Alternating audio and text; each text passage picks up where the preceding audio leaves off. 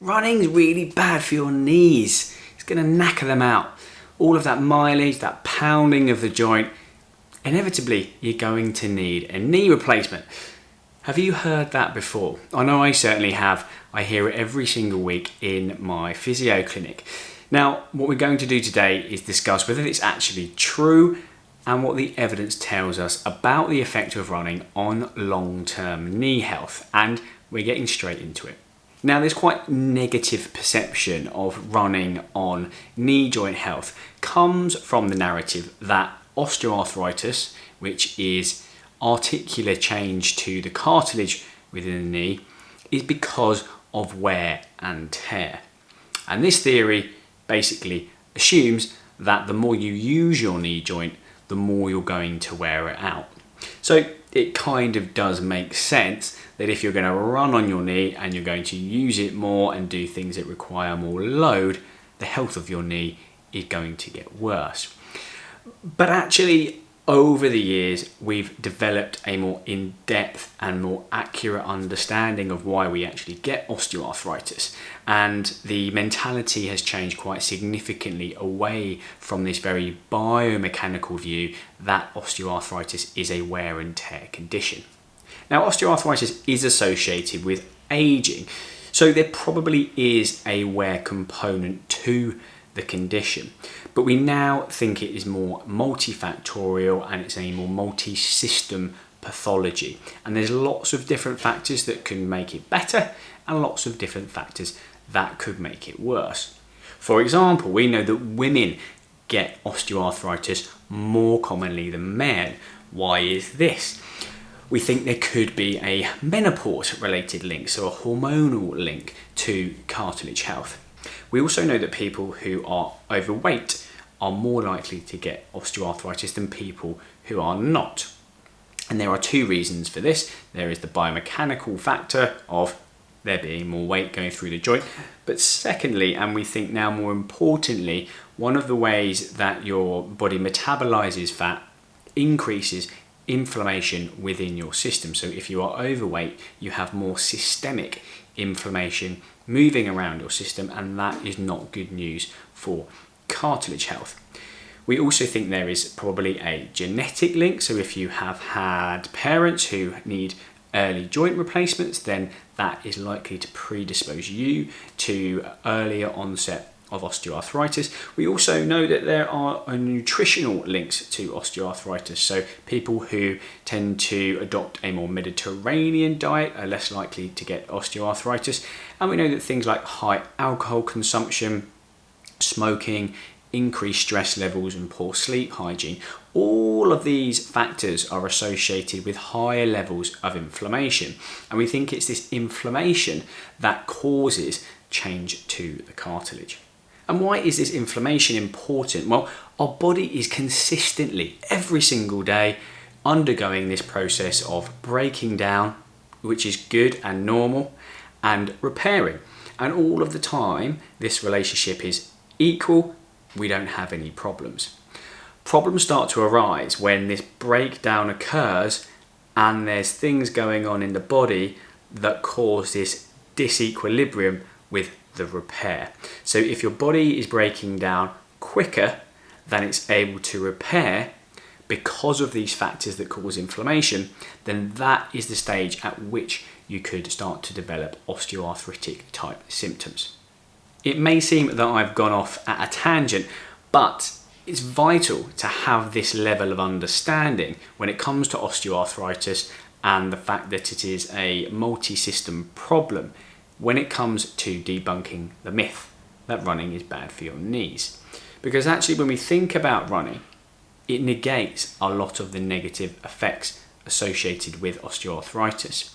It affects multiple systems that we've already discussed in a very positive way. For example, we know that running is a brilliant way to maintain a healthy weight. It's really good to keep strong, healthy bones in check, particularly as we age. We know that running is associated with better sleep quality. We know that it's associated with positive mental health.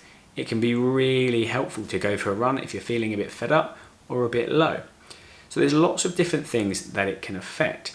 And if we look at cartilage in a more isolated way, we also know that it has a positive impact on the structure and the anatomy of cartilage itself. Now, cartilage doesn't have a great blood supply, but it still needs to stay happy and healthy.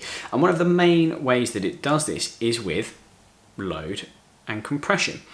And this is where running, but also walking comes in. Now, cartilage is made up a lot of water. So it's about 70% water. There's other nutrients within the cartilage, and there are chondrocytes, which help with repair and cartilage function. And the way that these cells move in and out of the cartilage to facilitate this repair is with cyclical loading. And that explains one of the ways that running can be so helpful for cartilage.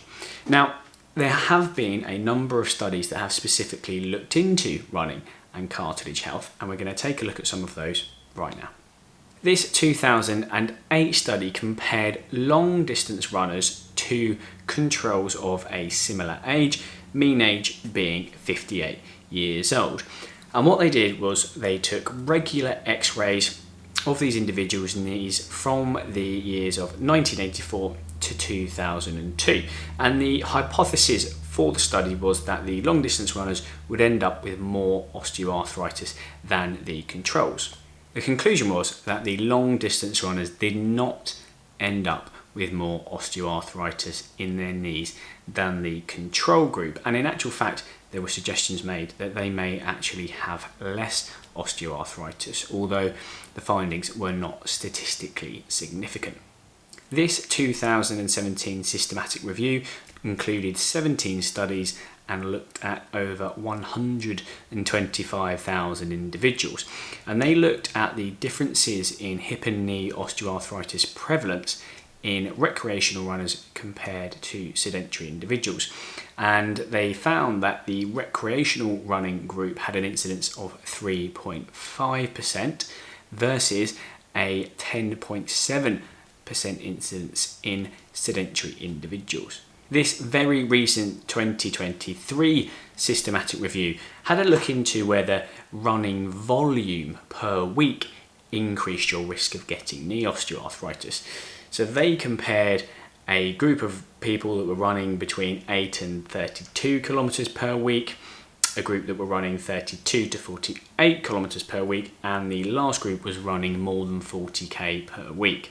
And they did not find any differences in the prevalence of knee osteoarthritis, supporting this kind of new idea that the more you use your knee does not mean the more it's likely to wear out. I hope looking at the evidence was helpful. If you do want to have a deeper dive into some of those systematic reviews that will obviously contain individual articles, I've popped links to those in the description below the video. So I suppose to summarise, it's quite easy to debunk the myth that running is bad for your knees. It requires a change in mindset about the pathology of osteoarthritis from this quite singular issue whereby it's a wear and tear problem, which actually makes it quite easy to understand why people would think that it is bad for your knees, to this more complex multi-system pathology that's affected by lots of different factors that actually running can have quite a positive impact on. If you are a runner and you are keen on reducing your risk of injury, or you're thinking about starting running and you'd like to reduce your risk of injury, then you may find this video helpful that I have put together up here on reducing running injury risk. And you may also find the completely free ebooks in the description below the video, helpful on knee and hip pain. I do see a very limited number of patients privately on a weekly basis, and you can find the link to those as well. I hope you found today's video helpful. If you did, please do like and subscribe so you don't miss any more of my videos. And whilst you're doing that, I will see you in the next one.